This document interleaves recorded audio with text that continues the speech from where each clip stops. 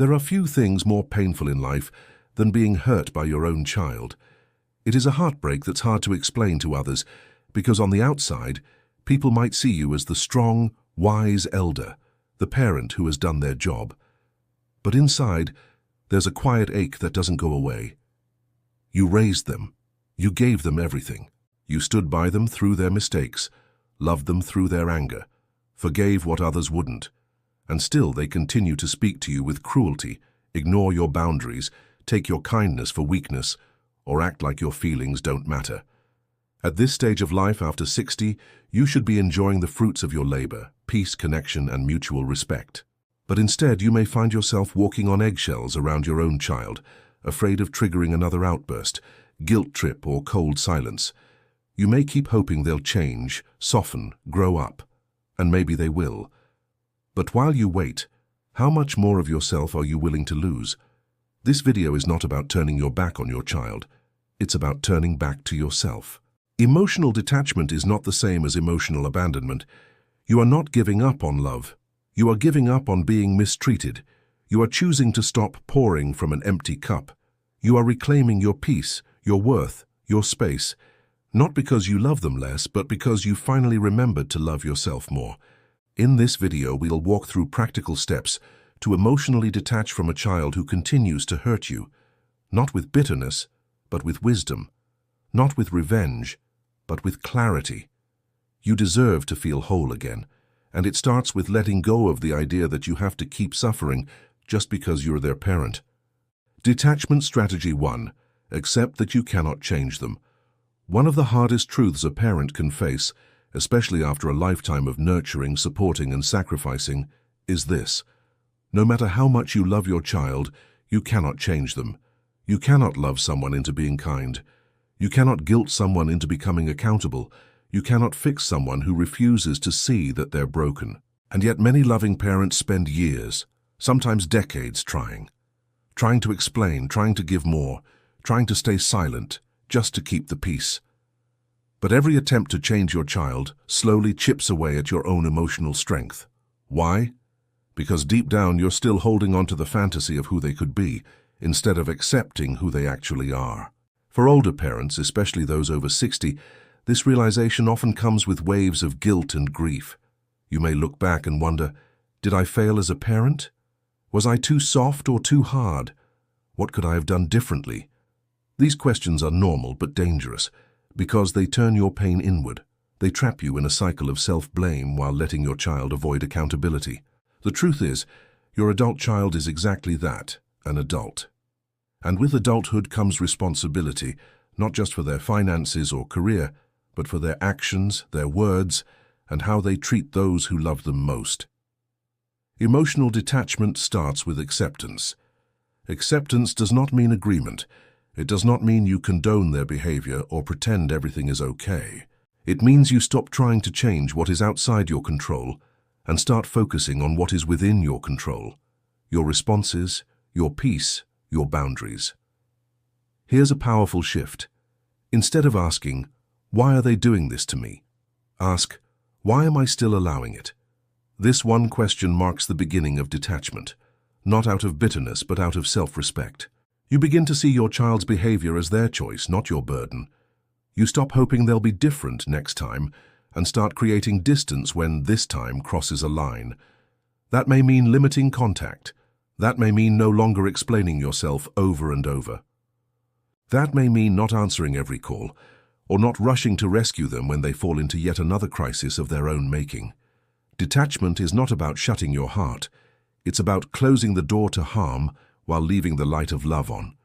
You can still care, but from a distance that protects your peace. You can still wish them well without sacrificing yourself in the process. This process takes time. You might feel sadness, you might feel guilt. That's okay, that means you have a heart. But the goal is not to harden your heart, it's to heal it. Start by saying this to yourself: I can love my child and still choose not to be hurt anymore. I can be their parent and still say enough.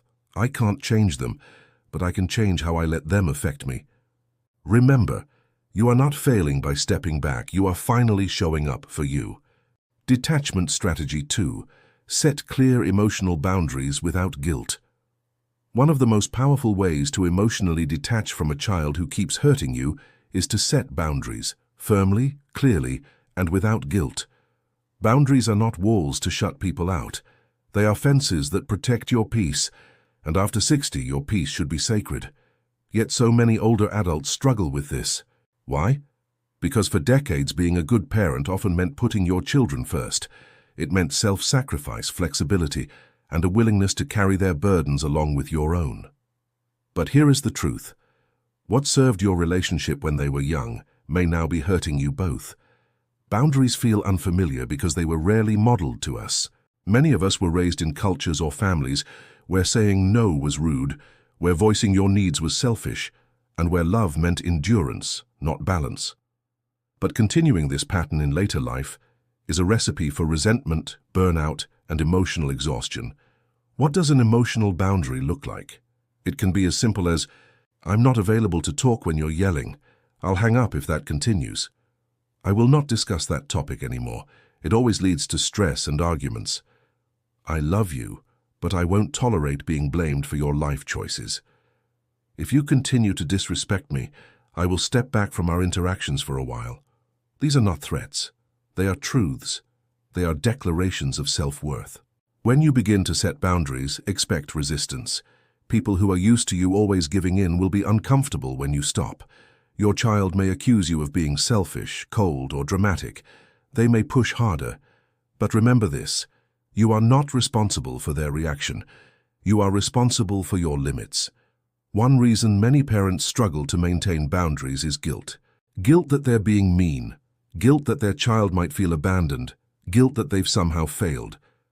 But guilt is not the voice of truth. It's the voice of conditioning. And it's time to rewrite that message.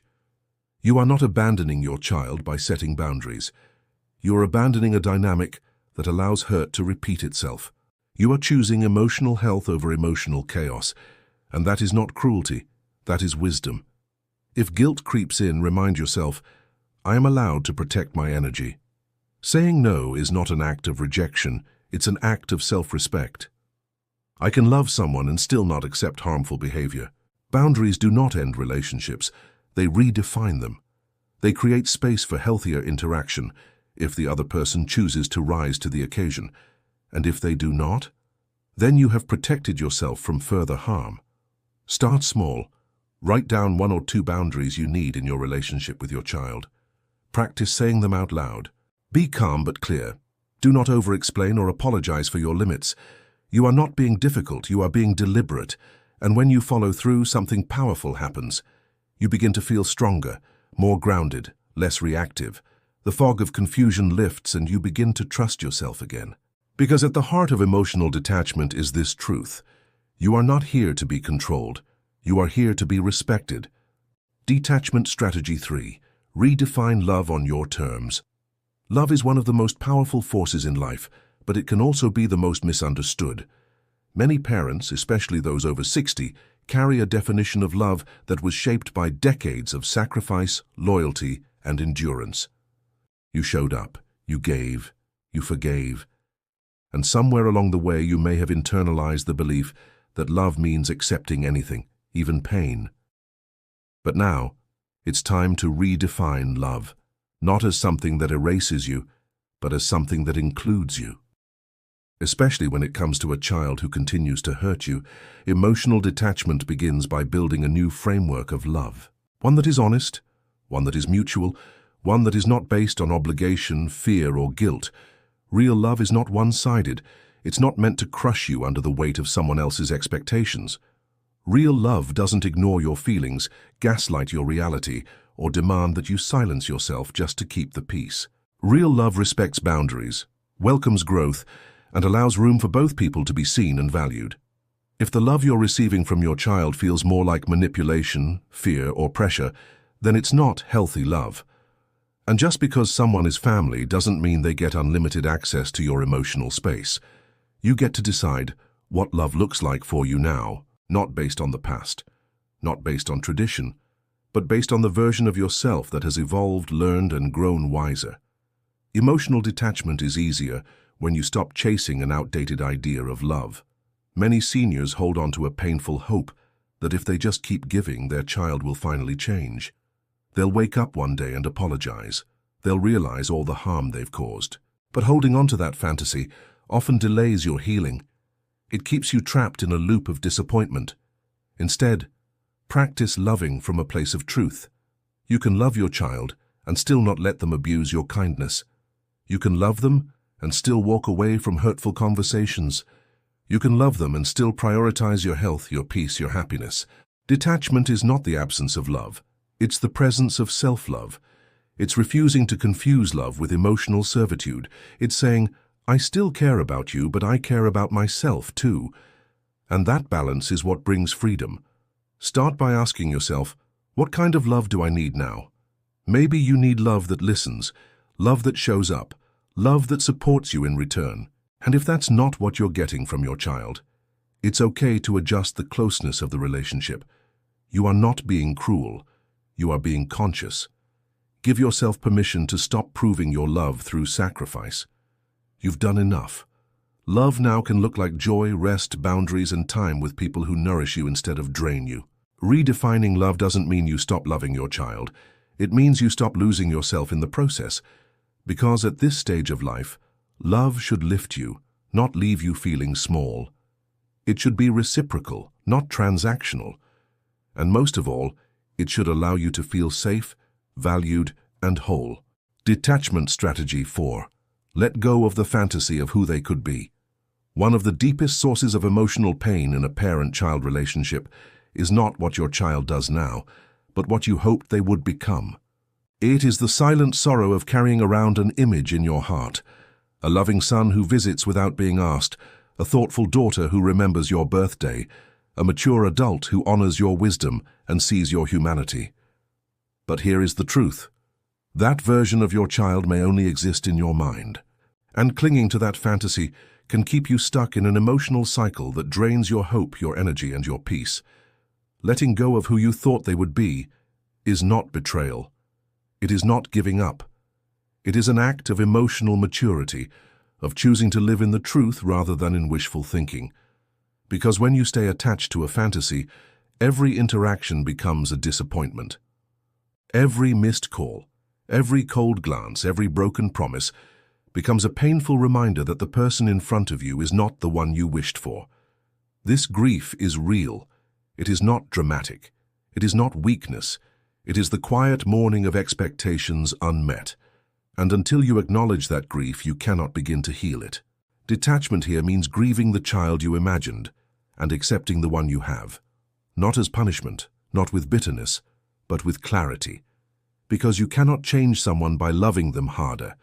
You cannot transform dysfunction through endless sacrifice. And you cannot force respect from someone unwilling to give it. Letting go does not mean you stop caring. It means you stop chasing. You stop rewriting history in your head. You stop replaying every conversation hoping to find where you went wrong. And in doing so, you begin to free yourself. Ask gently, what version of them am I still holding on to? Is it the little boy who used to say you were his hero? The teenage daughter who once wrote in her diary that you were her best friend? The adult you still hope will come around? Now ask, is that who they are today? If the answer is no, then it is time to honor the present, not the dream.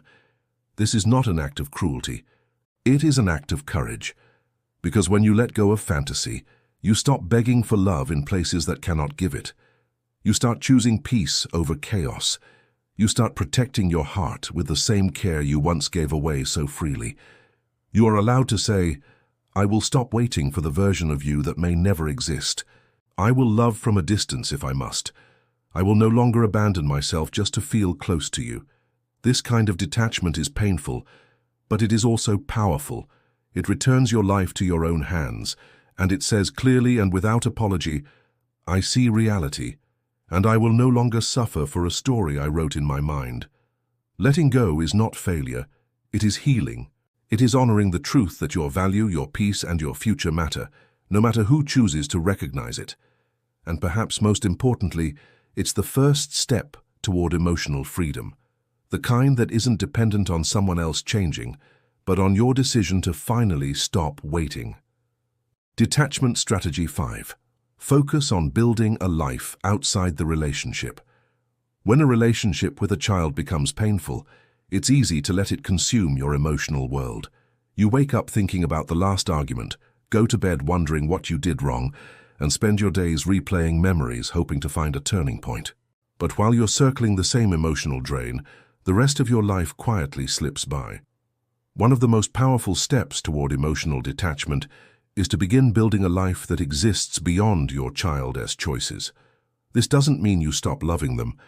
It means you stop living only for them. You shift your focus from trying to fix what's broken to nurturing what still works. Your own passions, your friendships, your health, your peace. For many parents, especially after 60, their identity has been wrapped tightly around their role as a caregiver. But parenting was never meant to be your sole purpose forever. As seasons change, so must your focus. This is your time to rediscover yourself, not as a parent, but as a full person with needs, dreams, and a life still rich with possibility. Start by asking yourself, what have I put on hold for too long? Is it a hobby you used to love, a class you've always wanted to take, friends you've drifted from? You don't need to make radical changes overnight. Small, consistent shifts, like joining a walking group, taking up gardening, volunteering, or exploring a new skill, can bring color and meaning back into your days. When you build a fulfilling life around yourself, something powerful happens. Your child's behavior loses its grip. Their silence doesn't echo as loudly when your life is full. Their criticism doesn't sting as much when you're proud of what you are creating. You stop waiting for them to fill a void they didn't create and begin filling it with your own joy. This is not selfishness, it's self-respect. It's reclaiming your right to enjoy life without guilt, to laugh, to create, to love others, to grow. The more energy you invest in yourself, the more balanced your emotional world becomes. You may still feel sadness, but it no longer defines your day. You may still miss what could have been, but it won't stop you from living what still can be. Detachment isn't about becoming numb, it's about becoming whole, so that love is a gift you give freely, not a burden you carry endlessly. And here's the unexpected beauty. When you stop orbiting around someone else's dysfunction, they often notice. Sometimes the space you create by stepping back becomes the very invitation for them to step forward. But even if they don't, you'll have stepped into something greater, your own life lived fully and unapologetically. You deserve days that are about you, mornings that begin with peace instead of tension, evenings that end in gratitude instead of exhaustion.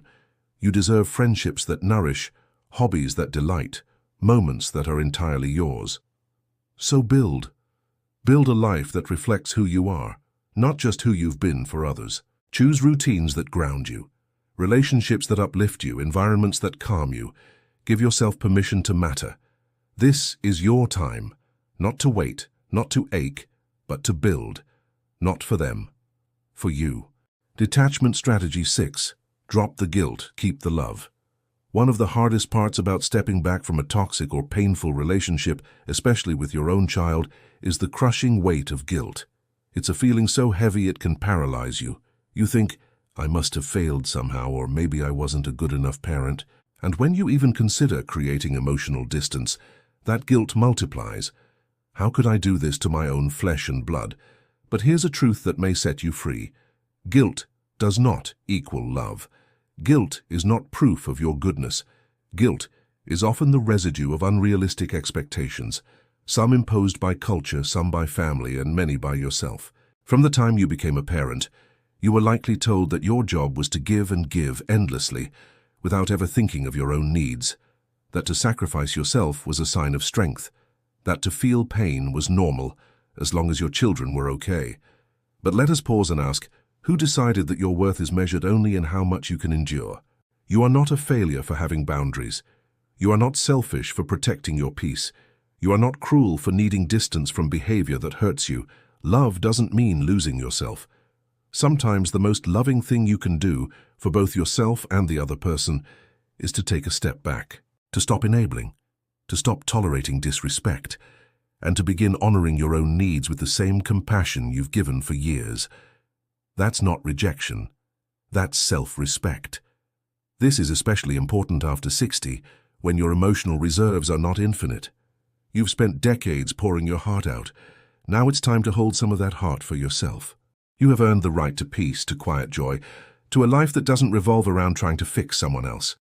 Dropping guilt doesn't mean becoming cold. It means becoming clear. You can still wish the best for your child. You can still love them deeply. But you can also say, I love you and I need to love myself too. And here's something crucial to remember. Guilt often masks fear. Fear of being judged, fear of being alone, fear of not being a good parent in the eyes of others. But no one lives your life except you. No one else wakes up with your pain or carries your memories. So why should their opinion weigh more than your truth? You don't owe anyone endless emotional labor. You don't have to earn the right to rest. Letting go of guilt allows you to move forward with clarity. It helps you stop over-explaining, stop apologizing for your boundaries, and start living as someone who values themselves just as much as they've valued others. You can still be a loving parent without being a depleted one.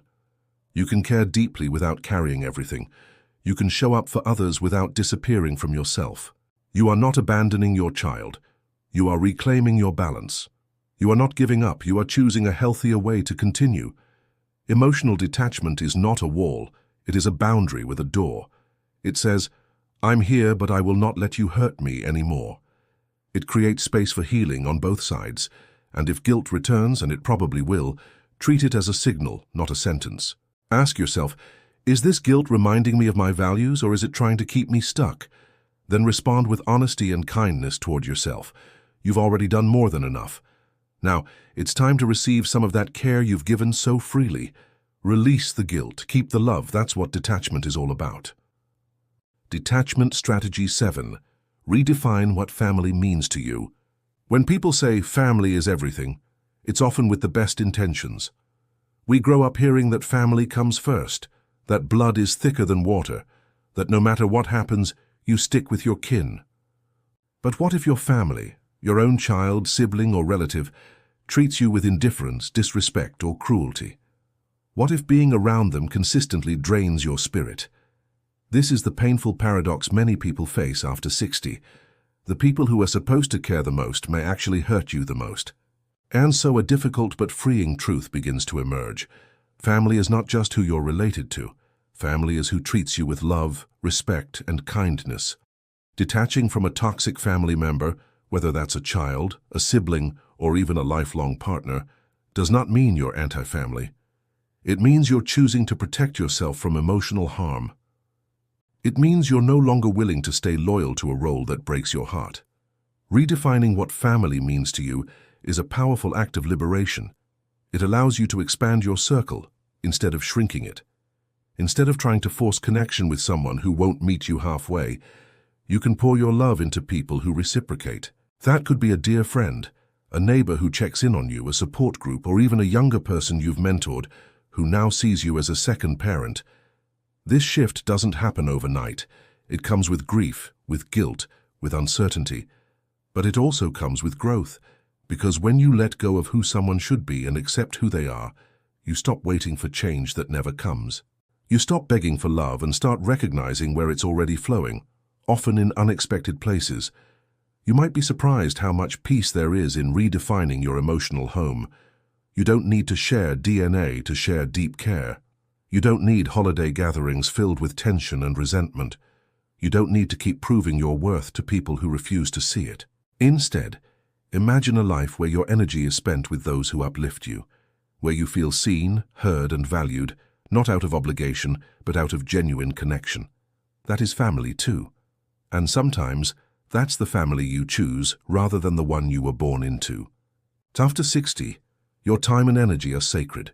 Every phone call, every visit, every interaction should be a chance to feel joy, not judgment. You get to decide what kind of relationships deserve your investment. You get to choose the kind of love you allow into your life. Let this be the moment you release the pressure to fix your family. Let go of the belief that your value is tied to their approval. You are enough right now just as you are. And there are people out there who will recognize that, not because they have to, but because they want to. Redefining family is not about closing your heart. It's about opening it, wider, deeper, and toward the people who reflect back the love you've always carried. You deserve a family that honors your soul, whether they share your name or not. Let's be honest, this is not an easy road. Emotionally detaching from your own child, someone you once held in your arms and protected from every storm, is one of the most painful decisions a parent can face. But it can also be one of the most healing. This is not about giving up on love. It is about redefining love, no longer as endless sacrifice but as mutual respect. It's about learning that love can still exist alongside boundaries, that you can love someone deeply and still say, enough. You've given years, decades, of effort, of heart, of hope. But love is not measured by how much pain you can endure. It's measured by how well you honor yourself while still holding space for others. Maybe your child will change one day. Maybe they won't. But your healing does not have to wait for them. You don't have to keep your life on pause, hoping for their growth while neglecting your own. You deserve peace now. Emotional detachment is not an ending. It's a shift in how you love, in how you show up for yourself. It's choosing your health, your joy, your energy, and allowing that choice to guide your future. You are not weak for setting boundaries. You are wise. You are not cruel for creating space. You are courageous. You are not broken for needing time to heal. You are human. This life chapter, after 60, is not about shrinking, silencing, or suffering. It's about reclaiming your freedom, your balance, your truth. And here's what you must know above all. You are allowed to choose peace. You are allowed to stop explaining. You are allowed to feel joy again. You do not need permission. You only need your own clarity and the courage to walk forward with it. So breathe deep, hold your heart gently, and remember, loving from a distance is still love, but loving yourself enough to create that distance, that's power.